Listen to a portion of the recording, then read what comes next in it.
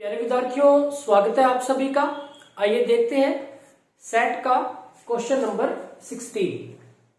हम पिछले 3 वीडियो में 15 क्वेश्चन तक कवर कर चुके हैं, तो यह हमारा पार्ट 4 वीडियो है और इसमें आज हम 16 से लेकर 20 तक के क्वेश्चन करेंगे। तो यहाँ पे क्वेश्चन नंबर 16 है कि त्रिज्या 6 सेंटीमीटर की एक गोल डिस्क को केंद्रीय कोणों 90 डिग्री, 120 डिग्री और 150 डिग्री के साथ 3 अक्षेत्रों में विभाजित किया गया है। तीनों त्रिज्याखंडों के अक्षेत्रफलों का अनुपात। अब प्यारे बच्चों, हमें उनके अक्षेत्रफलों का अनुपात ज्ञात करना है। अब त्रिज्याखंड का जो अक्षेत्रफल होता है उसका सूत्र क्या होता है? हम पाई आर स्क्वायर थीटा बटा 360 में लिख देते हैं, या फिर थीटा बटे में 360 गुना में पाई आर स्क्वायर लिख देते हैं। अब आप देखें, त्रिज्या तो सेम रहेगी सब में, त्रिज्या तो सब में सेम रहेगी, कौन बदलेगा? बस पहले वाले के लिए क्या होगा? पहले वाले के लिए कौन है 90 डिग्री, तो 90 बटे में 360 गुना में पाई आर स्क्वायर, पाई गुना में आर स्क्वायर, आर स्क्वायर 6 का स्क्वायर, ये पहले वाले का हो गया। इसी तरह से दूसरे वाले का, दूसरे वाले के लिए 120 हो जाएगा बटे में 360 गुना में पाई गुना में 6 स्क्वायर, और तीसरे वाले के लिए ये 150 हो जाएगा बटे में 360 गुना में पाई गुना में 6 का स्क्वायर। अब देखो, आप देखेंगे कि ये पाई गुना में 6 का स्क्वायर ये तो सब में है, तो कट जाएगा। ये 360 भी सब में है, वो भी कट जाएगा। हमारे पास कितना बचा? 90, 120 और 150। 90, 120 और 150, 30 पे काटेंगे, 30 तिया 90, 30 चौके 120 और 30 पंजे 150, यानी कि हमारे पास आ गया 3:4:5। तो ये हमारे पास इसका आंसर आ गया। यहाँ पे 3, 4 और 5 अनुपात हमारे पास सी ऑप्शन में है, तो सी ऑप्शन हमारे पास राइट ऑप्शन हो जाएगा। ये तो हो गया इस क्वेश्चन को बड़े तरीके से किस तरह से करते हैं। इसको करने का एक छोटा सा तरीका भी है। आप देखिए कि जो त्रिज्याखंडों के क्षेत्रफल का अनुपात वही होगा जो इन कोणों का अनुपात होगा, और कोणों का अनुपात कितना है? 90 डिग्री अनुपात 120 डिग्री अनुपात 150 डिग्री। तो 0 से कैंसिल, 3 पे काट दिया, 3 तिया 9, 3 चौके 12 और 3 पंजे 15, तो 3:4:5। बिल्कुल छोटे से तरीके से भी आप इसको कर सकते हैं। तो ये हो गया हमारे पास क्वेश्चन नंबर 16। तो इस तरह से भी कर सकते हैं आप, इस तरह से शॉर्ट ट्रिक भी अप्लाई कर सकते हैं। नेक्स्ट क्वेश्चन नंबर 17 में है हमारे पास, एक घड़ी की मिनट की सुई 10 सेंटीमीटर लंबी है, 8 AM और 8:25 AM के बीच मिनट की सुई द्वारा वर्णित घड़ी के मुख का अक्षेत्रफल डैश है। तो यानी कि हमें क्या करना है कि 8 बजे से लेके और 8:25 तक घड़ी की सुई ने कितना अक्षेत्रफल वर्णित किया, ये हमें बताना है। अब आप देखेंगे कि हमारे पास एक घड़ी की, अगर हम एक घड़ी की आकृति बनाए, यहाँ पे 12, 6, 3, 9, 1 और 2, 4, 5, 6, 7, 8, 9 तो हो गया हमारे पास, 10 और 11, 10 और 11। हम सिर्फ, अब वो कह रहा है कि 8 AM, 8 बजे से 8:25 तक, जब मिनट वाली सुई की बात कर रहे हैं सिर्फ हम, जब 8 बजे होंगे तो मिनट वाली सुई यहां पे होगी, 8 बजे होंगे ना, तो ऐसे होगा ना, ये घंटे वाली सुई तो यहाँ 8 पे होगी और मिनट वाली सुई 12 पे होगी। और जब 8:25 हुए होंगे तो ये जो सुई है मिनट वाली सुई, वो यहां पे पहुंच गई होगी,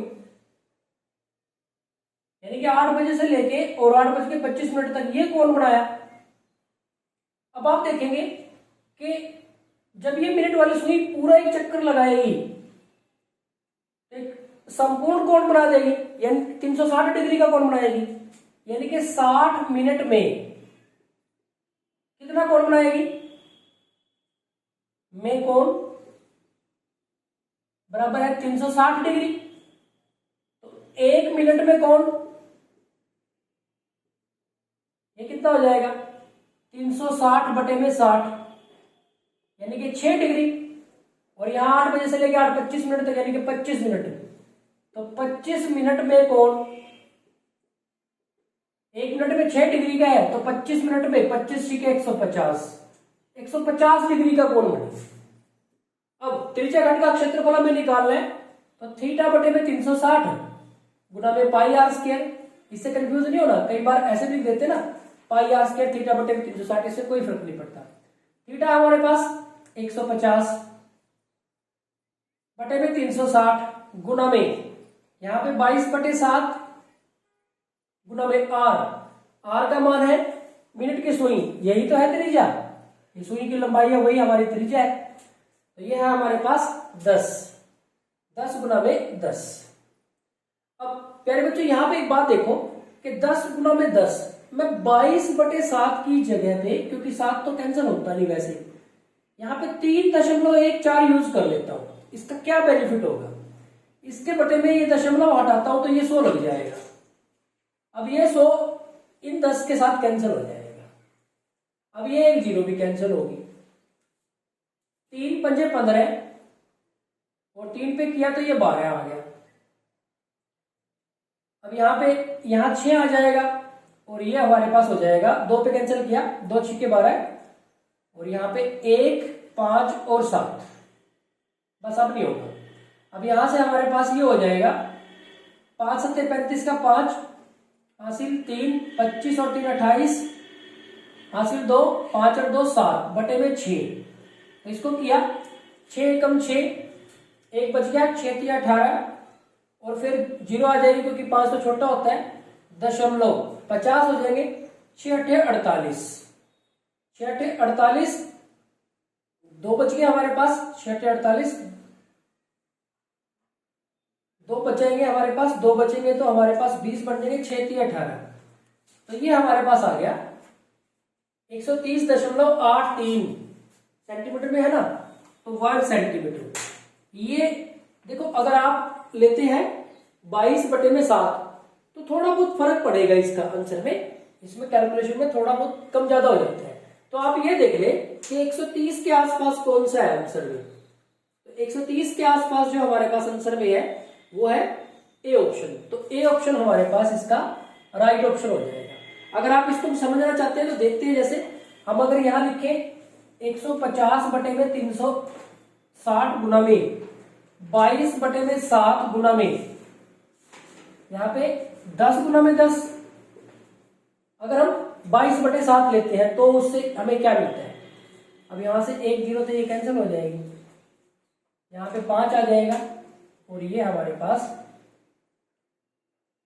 यहां पे 5 × 15 और ये 12 है।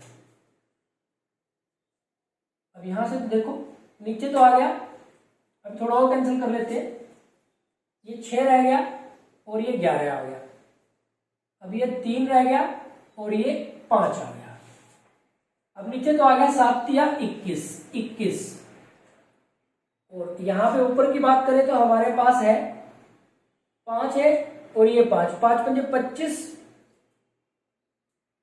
25 की हमें 11 के साथ करनी है, या फिर 55 की हम 5 के साथ कर लेते हैं, 11 × 5 = 55, 55 की फिर हम 5 के साथ करेंगे, 25 और 2 27 और उसकी इसके साथ करेंगे तो ये आ जाएगा 2750।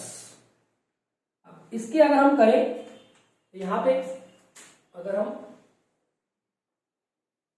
2 7 5 0 21 21 एकम 21, 6 बच गए, 5 21 दिया 63, ये हमारे पास 2 आ जाएगा 0, तो अभी ये तो 0 ही आ गया, 0 लिया तो दशमलव आ गया और 9 पे करेंगे तो 9 एकम 9, 9 दूनी 18, 189, यहाँ पे 11 बच गए 0 और 21 पंजे 105 होता है, 21 पंजे 105। यहाँ पे लिख देते हैं 105, तो 5 रख देंगे, तो 2 दशमलव तक आ गया 130.95। 130.95 ये हमारे पास आंसर आ जाएगा। अब यहां से हम देखो 3.14 लिखने का क्या बेनिफिट हुआ, कैलकुलेशन हमारी आसान हो गई थी। यहां से जब 6 एक बार चेक कर लेते हैं, 6 3 18 0 6 8 48, ठीक है, तो 130.83 आप चेक करें किसके नजदीक है, तो ये फिर भी इसी के नजदीक है, तो यही हमारा आंसर होगा। तो आप दोनों में से जो भी आपको ठीक लगे वो यूज कर सकते हैं। तो ये हो गया हमारे पास क्वेश्चन नंबर 17। आगे बढ़ते हैं क्वेश्चन नंबर 18 की तरफ।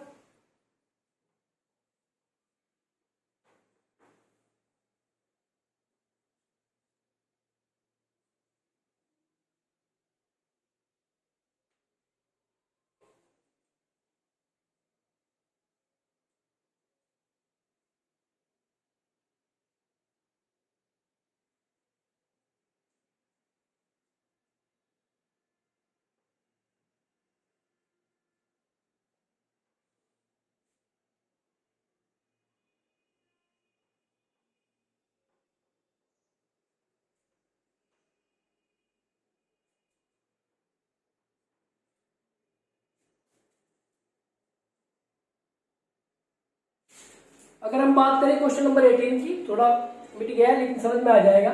तार की लंबाई 66 मीटर, कोई तार है जिसकी लंबाई 66 मीटर है।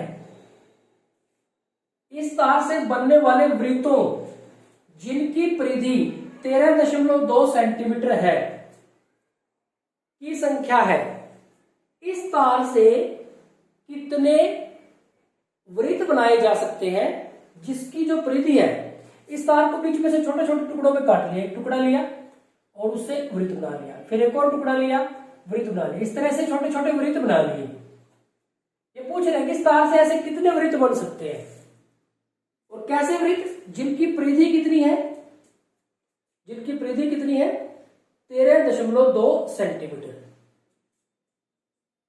ये परिधि दे रखी है, यानी कि इतनी तार यूज होगी एक वृत्त बनाने में। परिधि दे दिया यानी कि पूरा का पूरा दे दिया, यानी कि एक टुकड़ा तोड़ा और उसको फिर गोल बना के ऐसे कर दिया। कितने ऐसे ऐसे वृत्त बन सकते हैं, इसका मतलब है जितनी तार है 66 बटे में एक वृत्त में जितनी तार लग रही है, कितनी लग रही है 13.2। लेकिन ध्यान रखें कि ये मीटर है, ये सेंटीमीटर है, तो मीटर के सेंटीमीटर बनाने के लिए हमने इसको 100 से गुना कर दिया। अब यहां से अगर हम दशमलव हटाते हैं तो ऊपर हमें 10 लगाना पड़ेगा। अब ऊपर हमें 10 लगाना पड़ेगा। अब देखो 66 एकम 66, 66 दूनी 132, 2 एकम 2, 2 पंजे 10, तो 100 की 5 के साथ करेंगे तो कितना आ जाएगा 500। इसका आंसर आ जाएगा 500, यानी कि सी इसका राइट ऑप्शन हो जाएगा। तो यहां पे बिल्कुल सिंपल सी बात थी। अगर यहां पे वो कह देता जिसकी त्रिज्या, अगर यहां पे वो त्रिज्या दे देता तो पहले आपको क्या करना पड़ता, परिधि निकालनी पड़ती और फिर परिधि से भाग करना पड़ता। यहां पे तो उसने परिधि ही दे दिया है, तो ये तो बिल्कुल आसान हो गया। तो ये हो गया हमारे पास क्वेश्चन नंबर 18।